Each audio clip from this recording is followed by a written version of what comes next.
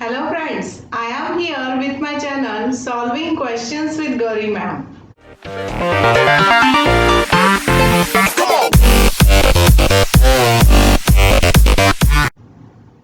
Immunology की lecture series में आज हम देख रहे हैं प्रॉपर्टीज ऑफ इम्यूनोजन।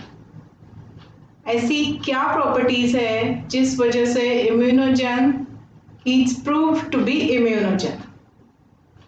हमने लास्ट लेक्चर में देखा था कि इम्यूनोजन मतलब that compound which can induce immune response as well as it can bind to the final product of immune response। तो इसे हम इम्यूनोजन बोल रहे हैं। इसकी क्या प्रॉपर्टीज है जिसकी वजह से it can induce immune response and can bind to the final product, वो हम आज देख रहे हैं। तो यहाँ पे फोर प्रॉपर्टीज है।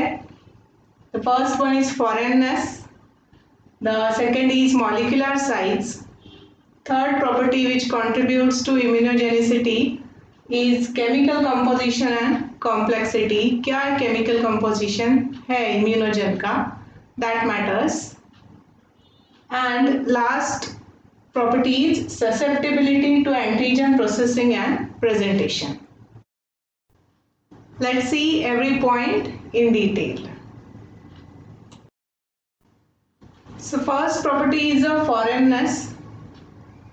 यहाँ पे हम जानते हैं कि मॉलिक्यूल जितना भी फॉरेन हो वो उतना ही इम्यून रिस्पॉन्स ट्रिगर कर सकता है। जब लिम्फोसाइट्स की डेवलपमेंट होती है तभी lymphocytes are come across with self antigens. तभी लिम्फोसाइट्स को सिखाया जाता है कि सेल्फ नॉन सेल्फ में किस प्रकार रिकॉग्नाइज करना है।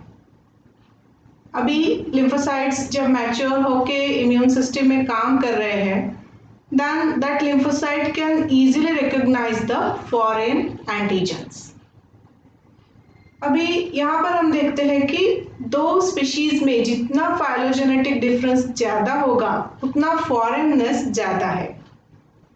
जैसे एक एग्जांपल ले तो बोवाइन सीरम एल्ब्यूमिन जो हम काउ से आइसोलेट करते हैं, अगर ये this is injected into cow, then we didn't find any immune response, it is not immunogenic to cow।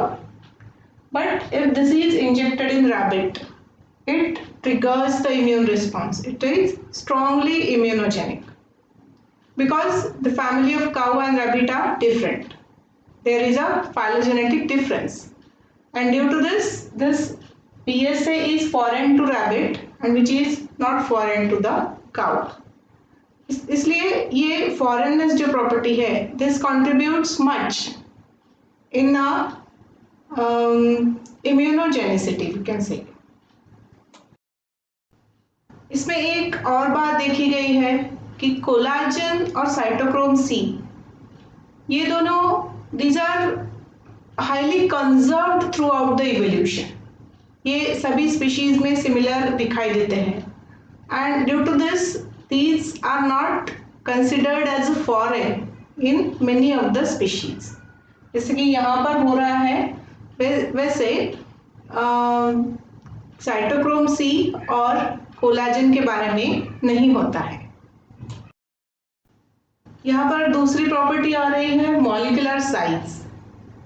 So there is a correlation between molecular mass of the molecule and immunogenicity।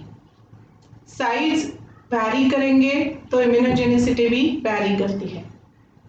Ideally most active immunogen have the molecular mass 100,000 dalton. अगर 5,000 और 10,000 Dalton के बीच में उसका molecular mass है तो it finds to be poor immunogen. इसे कुछ exceptions भी है कि कुछ मॉलिक्यूल्स 1000 डाल्टन से कम भी मॉलिक्यूलर मास के हैं but they are having a nice immunogenicity. Size और फॉरेननेस पढ़ने के बाद हम देखते हैं कि केमिकल कॉम्प्लेक्सिटी किस प्रकार फॉरेन इम्यूनोजेनिसिटी को अफेक्ट करती है। तो यहाँ पर देखा गया है कि सिंथेटिक पॉलीमर अगर बनाए एक ही बायोमोलिक्यूल के, whether it may be a amino acid का पॉलीमर बनाओ या फिर शुगर का बनाओ सिर्फ, so that is a homopolymer, this lacks immunogenicity. But when these are having copolymer, these are complexed, amino acid और शुगर दोनों को मिला के बनाओ तो that has a high level of immunogenicity. तो ये हो गई केमिकल कॉम्प्लेक्सिटी, दो केमिकल्स, दो बायोमोलिक्यूल्स मिक्स करके हमने बनाए, so it shows the immunogenicity at a higher level. Secondly, protein के स्ट्रक्चर में हम देखते हैं primary, secondary, tertiary and quaternary structures. तो ये जो स्ट्रक्चरल ऑर्गेनाइजेशन है प्रोटीन का, that also affects the immunogenicity of protein. इसके बाद हम देख रहे हैं कि लिपिड्स एज एंटीजन्स। तो there are many lipoidal antigen which can induce B cell response as well as T cell response. यहाँ पर कैसे किया जाता है कि लिपिड को किसी प्रोटीन के साथ कॉन्जुगेट करते हैं। So lipid used as a heptan, and here BSA, the example is given as a bovine serum albumin का लिया है। तो ये कॉन्जुगेट बना के then this lipid protein conjugate once injected, it gives immune response. This immune response is against that particular lipid. So यहाँ से हम antibodies isolate कर सकते हैं. These antibodies can be used in clinical assays.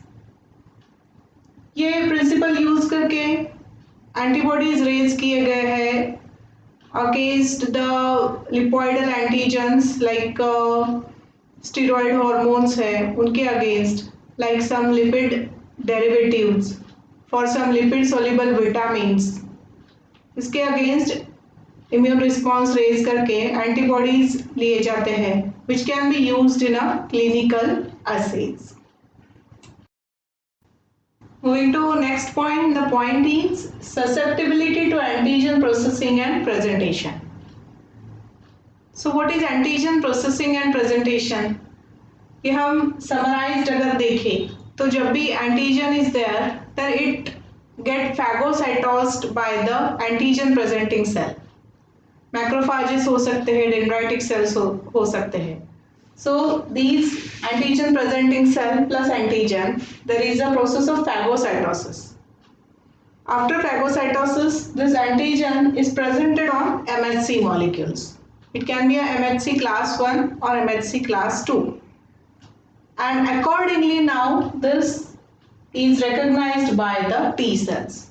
कौन से MHC पर present किया गया है उसके हिसाब से whether it can be recognized by T cytotoxic cell or T helper cells. Now this is recognized by T cells, and these T helper cells are going to activate the other lineages of the immune system.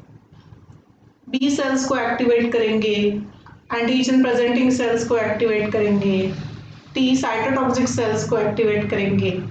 इस तरह से these T helper cells are going to activate almost all lineages of the immune system. तो ये process होती है antigen processing and presentation की। अभी यहाँ पर अगर antigen is a large insoluble macromolecule, then it is easy to engulf it, it is easy for the phagocytosis. इसलिए these are found to be more immunogenic. If the antigen is small, it is soluble, then it found to be poor immunogenic, because for the process of phagocytosis, पहली जो process होनी है यहाँ पे उसी के लिए उसे difficulty आ रही है, इसलिए that found to be poor immunogenic as compared to large insoluble macromolecules. यहाँ पर एक एग्जाम्पल ले सकते हैं D amino acid and L amino acid का। बायोलॉजिकल सिस्टम में जो प्रोटीन्स होते हैं उसमें L amino acids are present. L और D, these are स्टीरियोआइसोमर्स। तो बायोलॉजिकल सिस्टम में अगर एल अमाइनो एसिड प्रेजेंट होते हैं तो एंटीजन प्रेजेंटिंग सेल्स में जो डिग्रेडेटिव एंजाइम्स है that can degrade only L amino acids, and so if we add the polymer of D amino acid then it found to be poor immunogen because it will not get degraded as much as the L amino acids will get degraded, right? So due to this ये आगे की जो सब presentation processing presentation की process होगी वो कम होगी in case of D amino acid, क्योंकि नेचर में वो कम होते हैं नहीं होते हैं, amino acids are in a L form. इसलिए ये एग्जांपल है for the susceptibility to antigen processing and presentation. So here I have concluded with today's video. I request you to please like, share and subscribe for my channel and also to hit the bell icon. Thanks for watching.